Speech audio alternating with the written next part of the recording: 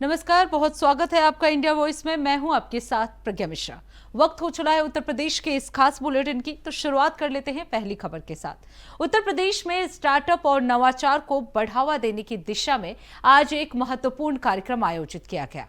आपको बता दें, लखनऊ में स्टार्टअप नीति के अंतर्गत लाभार्थियों को राशि का वितरण किया गया। इसके साथ ही स्टार्टअप नीति की पुस्तिका का भी विमोचन और स्टार्टअप पोर्टल का शुभारंभ किया गया। आपको बता दें, कार्यक्रम में मुख्यमंत्री योगी आदित्यनाथ ने स्टार्टअप पोर्टल का शुभारंभ किया और इस पोर्टल के जरिए प्रदेश के युवा उद्यमियों और स्टार्टअप्स को सरकार की नीतियों, सुविधाओं और प्रोत्साहनों से जुड़ी जानकारी और सेवाएं डिजिटल माध्यम से उपलब्ध कराने की दिशा में एक महत्वपूर्ण कदम माना गया है।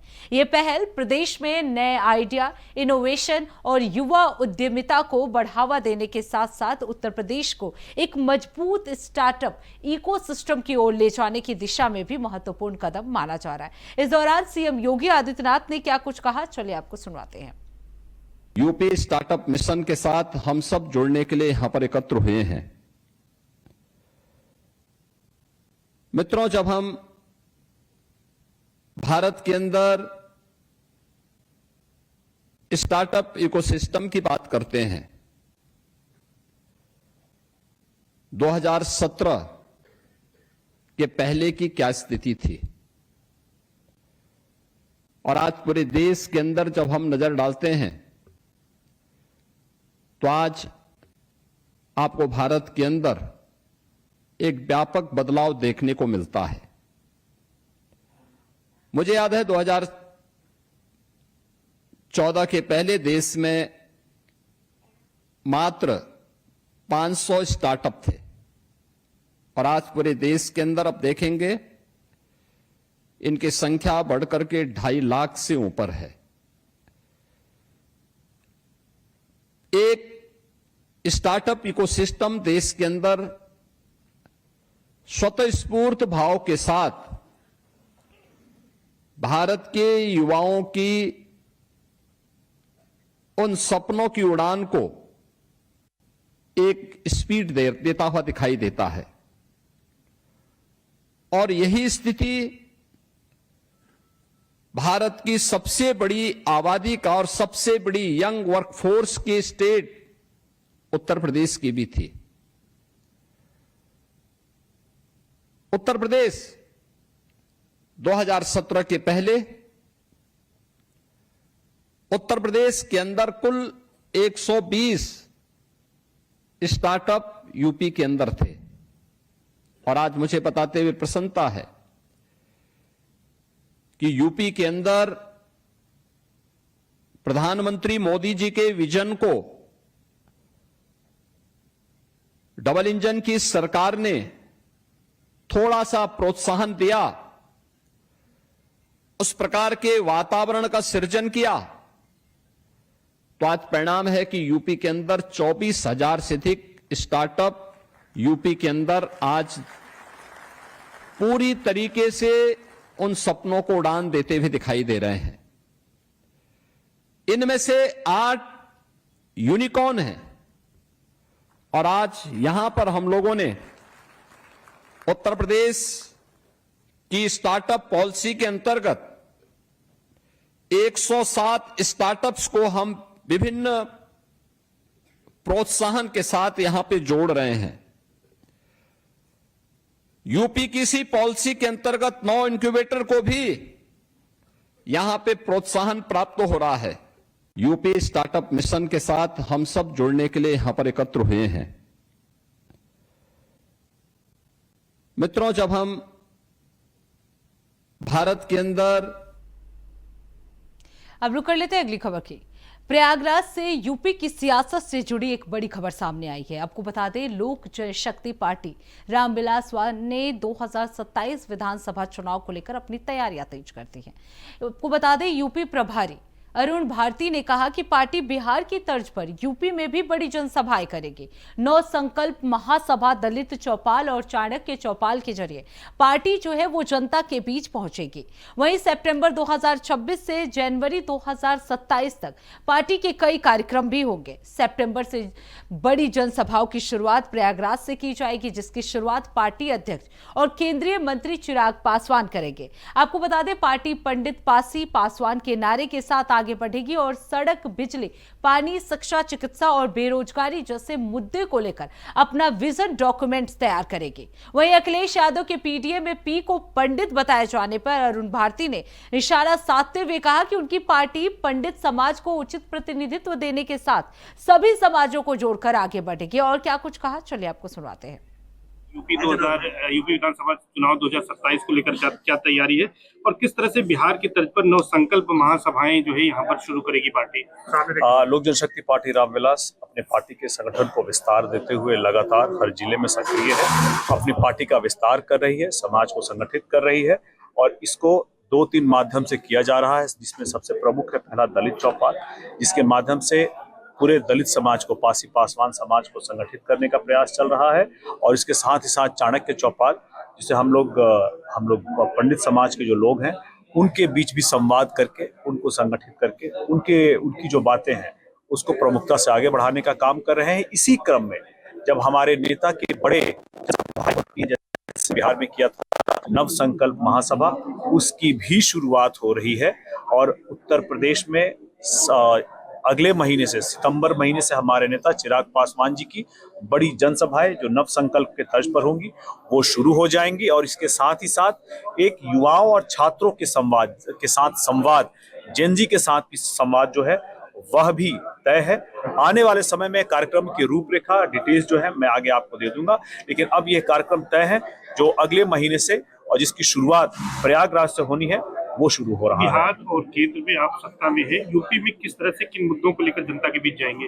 हम लोगों ने जैसे विजन डॉक्यूमेंट बिहार के लिए बनाया था, बिहार फर्स्ट बिहारी फर्स्ट, उसी तरह से विजन डॉक्यूमेंट हमारा उत्तर प्रदेश के लिए भी है। हर समस्या, चाहे वो सड़क की समस्या हो, शिक्षा की समस्या हो, अस्पताल की समस्या हो, रोड की समस्या हो, इसको लेकर के और जो प्रमुख मुद्दे हैं हर जनपद के, इनको संग्रहित करके एक विजन डॉक्यूमेंट जो हमारा तैयार हुआ है। अब रुक कर लेते हैं अगली खबर की। मुरादाबाद में तेंदुए के आतंक को लेकर अब सियासत भी गर्मा गई है। आपको बता दें, समाजवादी पार्टी ने सोशल मीडिया प्लेटफॉर्म एक्स पर पोस्ट कर वन विभाग और सरकार पर निशाना साधा है। समाजवादी पार्टी ने दावा किया कि मुरादाबाद में 100 से अधिक तेंदुओं की मौजूदगी और इससे इंसानों के साथ साथ पशुधन की सुरक्षा पर भी खतरा बना हुआ है। समाजवादी पार्टी ने अपने पोस्ट में उत्तर प्रदेश में भेड़िया, बाघ, तेंदुए और सियार के हमलों का मुद्दा उठाते हुए सरकार और वन विभाग की कार्यप्रणाली पर सवाल खड़े कर दिए हैं। विपक्ष का आरोप है कि मानव वन्य जीव संघर्ष की बढ़ती घटनाओं के बावजूद लोगों की सुरक्षा को लेकर पर्याप्त कदम नहीं उठाए जा रहे हैं। हालांकि सपा की पोस्ट पर पुलिस की ओर से कहा गया कि प्रभावित क्षेत्रों और वन्य जीवों की गतिविधियों पर लगातार निगरानी रखी जा रही है। यानी मुरादाबाद में तेंदुए की मौजूदगी और मानव वन्य जीव संघर्ष का मुद्दा अब राजनीतिक बहस का भी हिस्सा बन गया है। एक तरफ जंगली जानवरों की बढ़ती गतिविधियां चिंता बढ़ा रही है, तो दूसरी तरफ विपक्ष सरकार से इंसानों की सुरक्षा को लेकर जवाब मांग रहा है। फिलहाल प्रशासन और वन विभाग की निगरानी के बीच सबसे बड़ा सवाल यही है कि आखिर तेंदुए के आतंक से प्रभावित लोगों को कब पूरी राहत और सुरक्षा मिलेगी।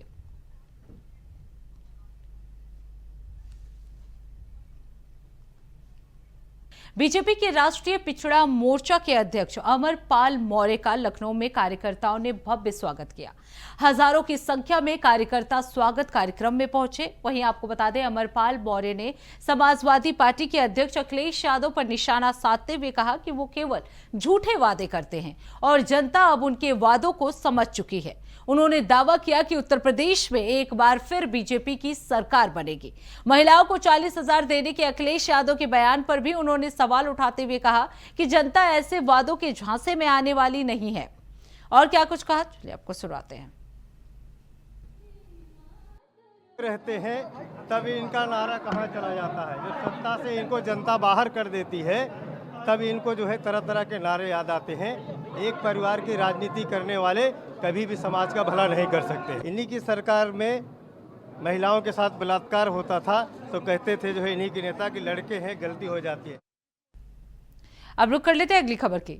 नेपाल में जल प्रलय के बाद अब यूपी के कई जिलों में बाढ़ का खतरा बन गया है। जहां रायबरेली में गंगा का जल स्तर बढ़ा है, वहीं अयोध्या में सरयू का जल स्तर वार्निंग लेवल से 70 सेंटीमीटर ऊपर है। वहीं आपको बता दें वाराणसी में जलस्तर घटा है, लेकिन केंद्रीय जल आयोग के मुताबिक आने वाले दिनों में गंगा का जलस्तर फिर बढ़ सकता है। वहीं आपको बता दें महाराजगंज और कुशीनगर में गंडक और नारायणी नदियों के जलस्तर पर प्रशासन लगातार निगरानी रखे हुए है। इसी पर बनी हमारी एक खास रिपोर्ट, चलिए आपको दिखाते हैं।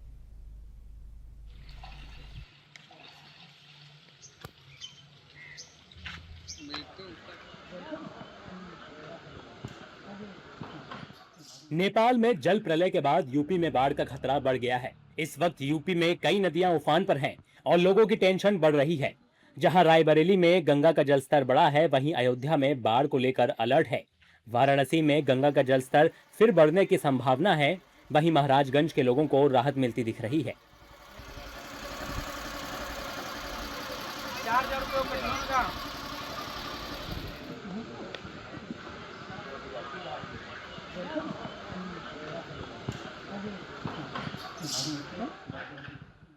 पहाड़ी क्षेत्रों में लगातार बारिश और बैराज से पानी छोड़े जाने के बाद रायबरेली में गंगा का जलस्तर लगातार बढ़ रहा है। रायबरेली में इस वक्त गंगा खतरे के निशान के ऊपर बह रही है। गंगा बैराज से लगातार पानी छोड़े जाने की वजह से आने वाले दिनों में गंगा नदी का जलस्तर और बढ़ने की संभावना है।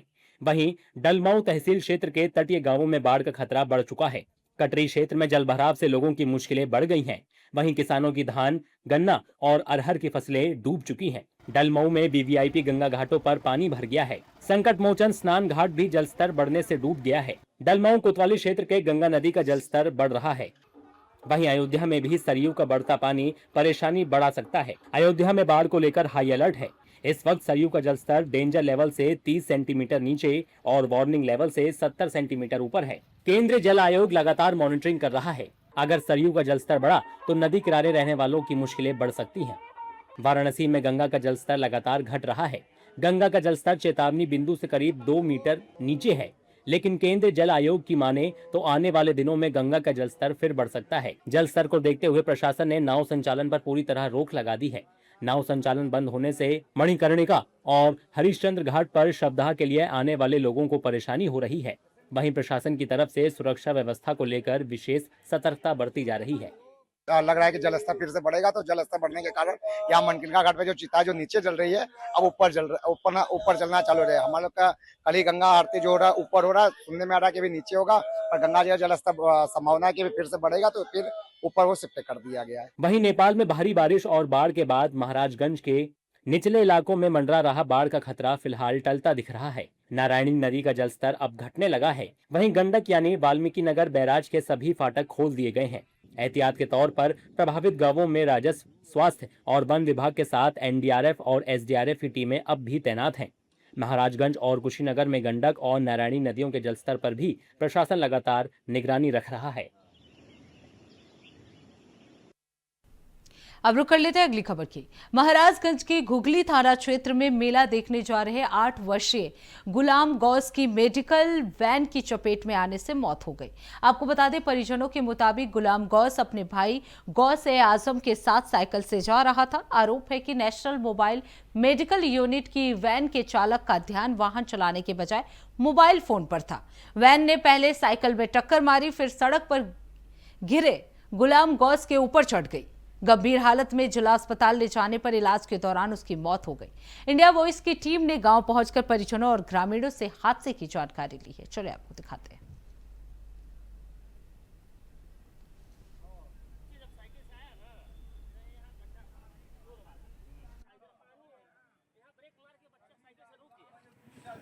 गाड़ी जो आ रहा है मोबाइल में बिजी था, उसी जब साइकिल से आया ना, यहाँ गड्ढा जोर वाला, इधर पानी है, यहाँ ब्रेक मार के बच्चा साइकिल से रुक गया। एम्बुलेंस गाड़ी जो आ रहा है मोबाइल में बिजी था, वो दाएं बाएं नहीं देखा, किधर जा रहे हैं बच्चे कहाँ नहीं देखा दाएं बाएं, और वो जो है दोनों शीशा बंद कर रखा था और आया तो बच्चे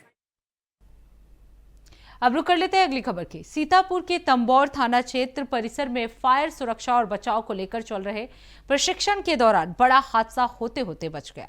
आपको बता दें, प्रशिक्षण के कवरेज करने पहुंचे इंडिया वॉइस के पत्रकार नंदकिशोर नाग भी आग बुझाने के अभ्यास में शामिल हुए, लेकिन इसी दौरान जलता हुआ गैस सिलेंडर अचानक उनकी तरफ लुढ़क गया। देखते ही देखते आग की लपटें पत्रकार के चेहरे और हाथ तक पहुंच गई। हादसे में उनका चेहरा और हाथ झुलस गया है। वहीं आग की तेज लपटों की चपेट में आने से उनका चेहरा और हाथ झुलस गया। पूरी घटना कैमरे में कैद हो गई।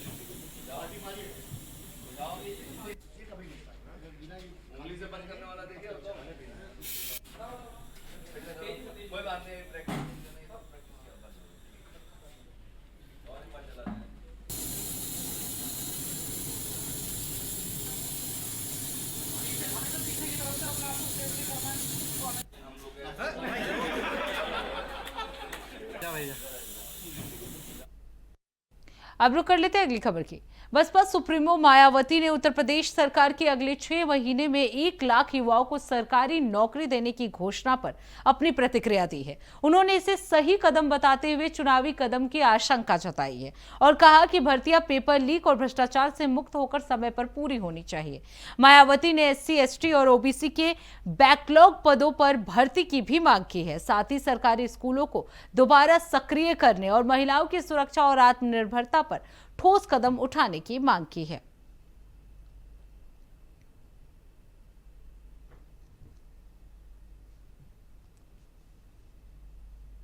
अब रुक कर लेते हैं अगली खबर की। शामली में यूट्यूबर अंकित बालियान की गोली मारकर हत्या कर दी गई।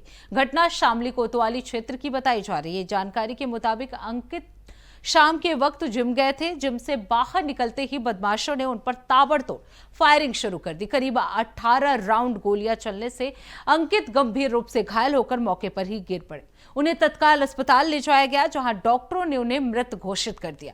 वहीं वारदात के बाद परिवार में मातम पसरा हुआ है। अंकित के पिता धरने पर बैठ गए हैं और आरोपियों की गिरफ्तारी की मांग कर रहे हैं। इसी पर बनी हमारी एक खास रिपोर्ट, चलिए आपको दिखाते हैं। यूपी के शामली में यूट्यूबर और हरियाणवी सिंगर अंकित बालियान की गोली मारकर हत्या कर दी गई। इस सनसनीखेज वारदात ने सभी को हिलाकर रख दिया। घटना शामली कोतवाली क्षेत्र की बताई जा रही है। अंकित बालियान शाम के वक्त जिम गए थे और वहां से बाहर निकलकर जैसे ही वो आए, बदमाशों ने उन पर अचानक फायरिंग शुरू कर दी। करीब 18 राउंड ताबड़तोड़ गोलियां चलने से वो गंभीर रूप से घायल होकर मौके पर गिर पड़े। फायरिंग की आवाज सुनकर आसपास के लोगों में हड़कंप मच गया। गंभीर रूप से घायल अंकित बालियान को इलाज के लिए अस्पताल ले जाया गया, जहां डॉक्टरों ने उन्हें मृत घोषित कर दिया। इस पूरे मामले पर पुलिस ने क्या कहा, आप वो सुनिए। में एक नला पटरी पे एक जिम है, वहाँ पे रोज जिम करने आते थे कभी कभी वो, और जैसे जिम से निकले जा रहे थे उसे गोली मार दी गई उनकी, तो अस्पताल ले जाएगा जहाँ उनकी मौत हो गई है। जानकारी भी कि 4 लड़के थे, 2 बाइकों पे लोग आए थे बिना हेलमेट के और वो भागने में सफल हो गए। हमारी स्वाट सर्विलांस की टीम, हमारे SHO कोतवाली, हमारी पूरी टीम लगी हुई है इसमें। बहुत जल्दी घटना को रिकॉर्ड करेंगे, समय गिरफ्तार करके जेल भेजेंगे। सर, जिस तरीके से हत्या हुई गोलियों से गोली करते, कितने राउंड गोली चली होगी कुछ आइडिया? नहीं, अभी तो वहाँ 2-3 खोखे मिले थे हम लोगों को, जो हमारी वहाँ पे फॉरेंसिक टीम है वो निकाल रही है उसको। विस्तार से आपको हम और डिटेल 1 घंटे बाद बता पाएंगे, तो चूंकि डेड बॉडी हम लोग मर्चेंट भिजवा रहे हैं, लोग घर पे चौराहे पे लेके आ गए हैं वहाँ पे, उसको हम लोग उनको भिजवा रहे हैं और हमारी पूरी टीम लगी है। बहुत जल्दी वर्कआउट करेंगे इसको हम लोग। इस घटना के बाद परिवार में मातम पसर गया है। अंकित बालियान के पिता धरने पर बैठ गए हैं। उनकी मांग है कि हर हाल में उनके बेटे को मारने वाला आरोपी उनको चाहिए। आदमी चाहिए वे जिन्होंने मारा, और हमें कुछ नहीं चाहिए। धरना जारी रहेगा, नहीं को उसका तो कोई मतलब ही नहीं था किसी से। ऐसा है, हरियाणा से इसका संपर्क था, हरियाणा से ही सब कुछ था। यहाँ इसका कोई संपर्क नहीं था, किसी से कोई बोलचाल कुछ नहीं थी।